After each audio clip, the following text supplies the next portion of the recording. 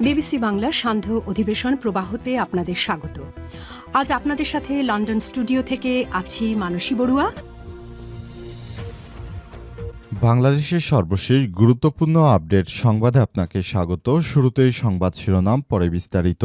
প্রথমেই জানাবো আমাদের হাতে থাকা সর্বশেষ গুরুত্বপূর্ণ সবথেকে তাজা আপডেট সংবাদ। তারেক রহমানের গাড়িতে রহস্যময় খাম সেটে উধাও বাইকার, এখনও শনাক্ত হয়নি। রাজধানীর গুলশানে বিএনপি চেয়ারম্যান তারেক রহমানের গাড়ি বহরে ঢুকে তার চলন্ত বুলেট প্রুফ গাড়িতে টেপ দিয়ে একটি সাদা খাম লাগিয়ে দ্রুত পালিয়ে যাওয়ার ঘটনা ঘটেছে। তবে এই ঘটনার কয়েকদিন পেরিয়ে গেলেও সেই মোটরসাইকেল আরোহীকে এখন পর্যন্ত শনাক্ত করতে পারেনি পুলিশ।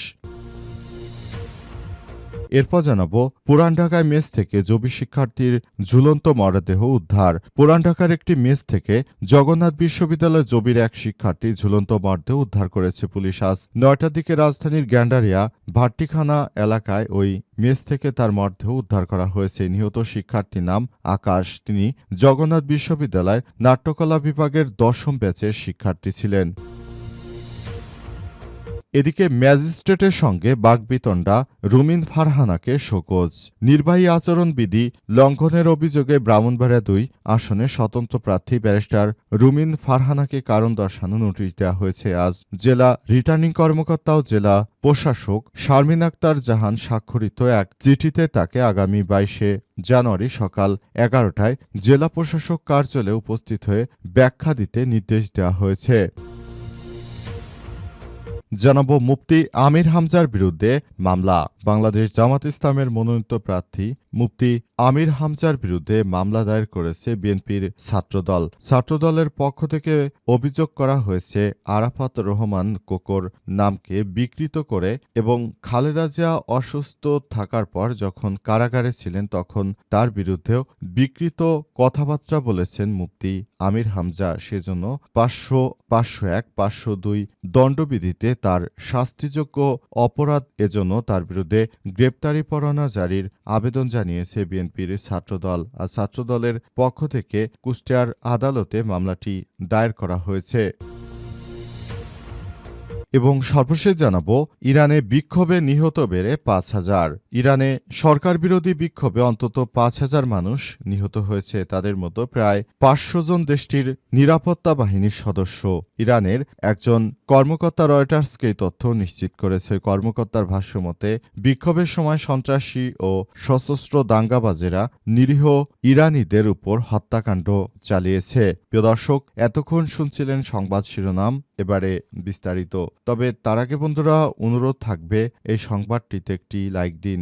এই চ্যানেলে আপনি নতুন হয়ে থাকলে আমাদের সংবাদটি দেখতে দেখতে চ্যানেলটি সাবস্ক্রাইব করে রাখুন। কমেন্ট করে বন্ধুরা আপনার মূল্যবান মতামত জানিয়ে দিন আপনি বিশ্বের কোন দেশ থেকে বা বাংলাদেশের কোন স্থান থেকে আমাদের সংবাদটি দেখছেন এবং শুনছেন। আর বন্ধুরা সংবাদটি আপনার সোশ্যাল মিডিয়া ফেসবুকে শেয়ার করে বন্ধুদেরও দেখার সুযোগ করে দিন। গাজা যুদ্ধে আপনি যদি নিরীহ ফিলিস্তিনিদের ভালোবেসে থাকেন কমেন্টে ইয়েস লিখে পুরো বিশ্বকে জানিয়ে দিন। এবারে বিস্তারিত। তারেক রহমানের গাড়িতে রহস্যময় খাম সেটে উধাও বাইকার, এখনও শনাক্ত হয়নি। রাজধানীর গুলশানে বিএনপি চেয়ারম্যান তারেক রহমানের গাড়িবহরে ঢুকে তার চলন্ত বুলেট প্রুফ গাড়িতে টেপ দিয়ে একটি সাদা খাম লাগিয়ে দ্রুত পালিয়ে যাওয়ার ঘটনা ঘটেছে। তবে এই ঘটনার কয়েকদিন পেরিয়ে গেলেও ওই মোটরসাইকেল আরোহীকে এখনও শনাক্ত করতে পারেনি পুলিশ। পুলিশ সূত্র থেকে জানা গেছে রাত আনুমানিক ১২টার দিকে তারেক রহমান তার কার্যালয় থেকে বাড়িতে ফেরার সময় গুলশানের ৬৫ নম্বর সড়কে পৌঁছালে এই ঘটনা ঘটে। ওই সময় তারেক রহমান তার গাড়িতেই ছিলেন। একটি মোটরসাইকেলে আসা ব্যক্তি হঠাৎ করে গাড়িবহরের ভেতরে ঢুকে তার গাড়িতে গায়ে কস্টেপ দিয়ে একটি সাদা খাম সেট দিয়ে দ্রুত ঘটনাস্থল ত্যাগ করে পালিয়ে যান। এতে গাড়িবহরের নিরাপত্তা ব্যবস্থা নিয়ে সংশ্লিষ্টদের মধ্যে উদ্বেগ তৈরি হয়েছে। ঘটনার পর গুলশান থানা পুলিশ নিজেরাই থানা একটি সাধারণ ডায়েরি বা জিডি করে সৎ প্রাণোদিত হয়ে তদন্ত শুরু করেছে। তবে এখন পর্যন্ত আসলে কোনো তথ্যই তারা পায়নি পুলিশের পক্ষ থেকে। বলা হয়েছে, আমরা এসব বিষয় নিয়ে তদন্ত করছি। আশা করছি দ্রুততম সময়ের মধ্যে আমরা এর যথাযথ একটি বিহিত করতে পারব। তবে এখন পর্যন্ত তারা কোনো ব্যবস্থাই গ্রহণ করতে পারেনি। নির্বাচন কমিশনের উপর কিংবা আইনশৃঙ্খলা রক্ষাকারী বাহিনীর সদস্যরা এখনো কোনো কিছুই আসলে উদ্ধার করতে পারেনি। পুরো সিস্টেমটি তারা একরকম কলাপস করে দিয়েছে। পুরান ঢাকায় মেস থেকে জবি শিক্ষার্থী ঝুলন্ত মরদেহ উদ্ধার। পুরান ঢাকার একটি মেস থেকে জগন্নাথ বিশ্ববিদ্যালয় জবির এক শিক্ষার্থীর ঝুলন্ত মরদেহ উদ্ধার করা হয়েছে। আজ ৯টার দিকে রাজধানীর গ্যান্ডারিয়ার ভাট্টিখানা এলাকা থেকে ওই মেস থেকে মরদেহটি উদ্ধার করায়। নিহত শিক্ষার্থীর নাম আকাশ সরকার, বয়স ২৭। তিনি জগন্নাথ বিশ্ববিদ্যালয়ের নাট্যকলা বিভাগের ১০ম ব্যাচের শিক্ষার্থী ছিলেন। আকাশ সরকারের বাড়ি ফরিদপুর জেলায়। তিনি পড়াশোনা সুবাদে ভাট্টিখানার ওই মেসে ভাড়া থাকতেন বলে প্রাথমিকভাবে ঘটনাটির আত্মহত্যার ঘটনা বলে ধারণা করছে পুলিশ। একই মেসে বসবাসকারী ইশতিয়াক জানান, তিনি পরীক্ষার প্রস্তুতি নিচ্ছিলেন। এই সময় আকাশের বান্ধবী ফোন করে তাকে আকাশের কক্ষের দরজায় ধাক্কা দিতে বলেন। এক পর্যায়ে দরজা খুলে গেলে তিনি আকাশকে ফ্যানের সঙ্গে গলায় রশি পেঁচানো অবস্থায় ঝুলতে দেখেন। পরে বিষয়টি পুলিশকে জানানো হয়েছে। ক্যান্ডারিয়া থানার তদন্ত কর্মকর্তা নাজমুল হাসান বলেন, খবর পেয়ে রাত ৯:৩০টার দিকে পুলিশ ঘটনাস্থলে পৌঁছে শিক্ষার্থীর মরদেহ উদ্ধার করে। প্রাথমিক তদন্তে এটি আত্মহত্যা বলে ধারণা করা হচ্ছে। তিনি আরও জানান, মৃত্যুর সঠিক কারণ নির্ধারণের জন্য মরদেহটি ময়নাতদন্তের উদ্দেশ্যে স্যার সলিমুল্লাহ মেডিকেল কলেজ বা মিটফোর্ড হাসপাতালের মর্গে পাঠানো হয়েছে। এই ঘটনায় আইনগত প্রক্রিয়া চলমান রয়েছে বলে নিশ্চিত করা হয়েছে।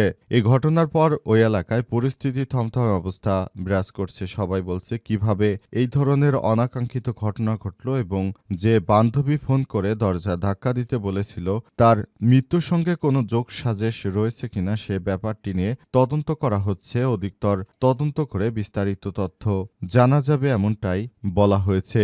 উক্ত ঘটনায় এমন একটি সময় ঘটল যখন আর মাত্র কয়েকদিন পর জাতীয় সংসদ নির্বাচন অনুষ্ঠিত হবে। এই নির্বাচনের মধ্য দিয়ে দেশে একটি নতুন সরকার আসবে এবং এই সরকার দেশের অভ্যন্তরে যে বিশৃঙ্খল পরিস্থিতি রয়েছে সেগুলো ঠিক করার জন্য সরকারের পক্ষ থেকে চেষ্টা করা হবে।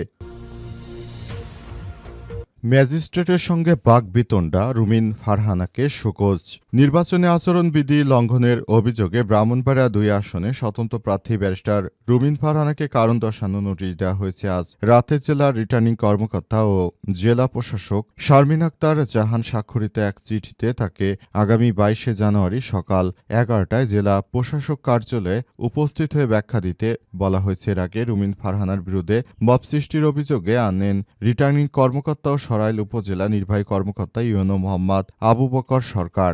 গত শনিবার ১৭ই জানুয়ারি নির্বাচন অনুসন্ধান ও বিচারিক কমিটি এবং সিনিয়র সিভিল জজ আশরাফুল ইসলামের কাছে এক চিঠি পাঠিয়ে এই ঘটনার আইনি ব্যবস্থা নেওয়ার অনুরোধ জানিয়েছেন তিনি। রুমিন ফারহানার কে কারণ দর্শানোর নোটিশে উল্লেখ করা হয়েছে, আচরণবিধি লঙ্ঘন করে রুমিন ফারহানা ৪০০ থেকে ৫০০ লোকের উপস্থিতিতে জনসভায় বৃহৎ স্টেজ নির্মাণ করে রাজনৈতিক বক্তব্য রাখেন। নির্বাহী ম্যাজিস্ট্রেট জনসভা বন্ধ করতে বললে ঔদ্ধত্যপূর্ণ এবং অসৌজন্যমূলক আচরণ করে এবং বিভিন্ন রকমের হুমকি দিয়েছেন। এই ঘটনার একটি ভিডিও সামাজিক যোগাযোগ মাধ্যমে ভাইরাল হয়ে গেছে। রুমিন ফারহানাকে নিয়ে সবাই বলাবলি করতে শুরু করেছে যে তিনি একজন হাই প্রোফাইল নেত্রী হয়ে তারপর যে ধরনের ব্যবহার করেছেন ম্যাজিস্ট্রেটের সঙ্গে দেখে মনে হচ্ছে তিনি একটি উচ্ছৃঙ্খল জায়গা থেকে উঠে এসেছেন এবং উচ্ছৃঙ্খল কর্মকাণ্ডের সঙ্গে যুক্ত। বিষয়টি কোনোভাবে গ্রহণযোগ্য হতে পারে না। এজন্য সবাই এসব বিষয় নিয়ে আবারও নতুন করে সবকিছু ভেবে দেখছে। মুফতি আমির হামজার বিরুদ্ধে মামলা। বাংলাদেশ জামাত ইসলামের মনোনীত সংসদ সদস্য প্রার্থী মুফতি আমির হামজার বিরুদ্ধে মানহানির অভিযোগে কুষ্টিয়া আদালতে একটি ফৌজদারি মামলা দায়ের করা হয়েছে। আজ কুষ্টিয়া কোর্টে মামলাটি করেন ইসলামী বিশ্ববিদ্যালয়ের ইবির ছাত্রদলের যুগ্ম আহ্বায়ক সুলাইমান চৌধুরী শিহাব। মামলার এজাহারে উল্লেখ করা হয়েছে, সামাজিক যোগাযোগ মাধ্যমে ছড়িয়ে পড়া একাধিক ভিডিওতে ওয়াজ মাহফিলে বক্তব্য দেওয়ার সময় মুফতি আমির হামজা সাবেক প্রধানমন্ত্রী বেগম খালেদা জিয়ার কনিষ্ঠ পুত্র মরহুম আরাফাত রহমান কোকর নাম ব্যঙ্গাত্মকভাবে বিকৃত করে, অর্থাৎ কোকরের জায়গায় যদি কয়রস্যু তারপর রেপ্র ব্যবহার করা হয় তাহলে কেমন শোনা যাবে এমন অবমাননাকর শব্দ ব্যবহার করেছেন। একই সঙ্গে বিগত আওয়ামী লীগ সরকার আমলে বেগম জিয়ার কারাবাস প্রসঙ্গে তিনি বিদ্রূপমূলক ও কুরুচিপূর্ণ মন্তব্য করেছেন বলে অভিযোগ করা হয়। বাদীর ভাষ্য অনুযায়ী ১৬ জানুয়ারি বিকেলে ইসলামী বিশ্ববিদ্যালয় লালন শাহ হল এলাকা অবস্থানকালে তিনি সামাজিক যোগাযোগ মাধ্যমে এসে এই ভিডিও দেখতে পান এবং ভিডিও দেখতে পেয়ে তিনি এই মামলাটি করার সিদ্ধান্ত নিয়েছেন। এজাহারে আরও বলা হয়েছে, আসামির এমন বক্তব্য মরহুম আরাফাত রহমান কোকর, সাবেক প্রধানমন্ত্রী বেগম খালেদা জিয়ার এবং তাদের পরিবারের সম্মান ও মর্যাদাকে ক্ষুণ্ণ করেছে, যা দণ্ডবিধি ৫০০, ৫০১, ৫০২ ধারায় শাস্তিযোগ্য অপরাধ। আবেদনে আসামির বিরুদ্ধে সমন অথবা গ্রেপ্তারি পরোয়ানা জারির প্রার্থনা জানানো হয়েছে।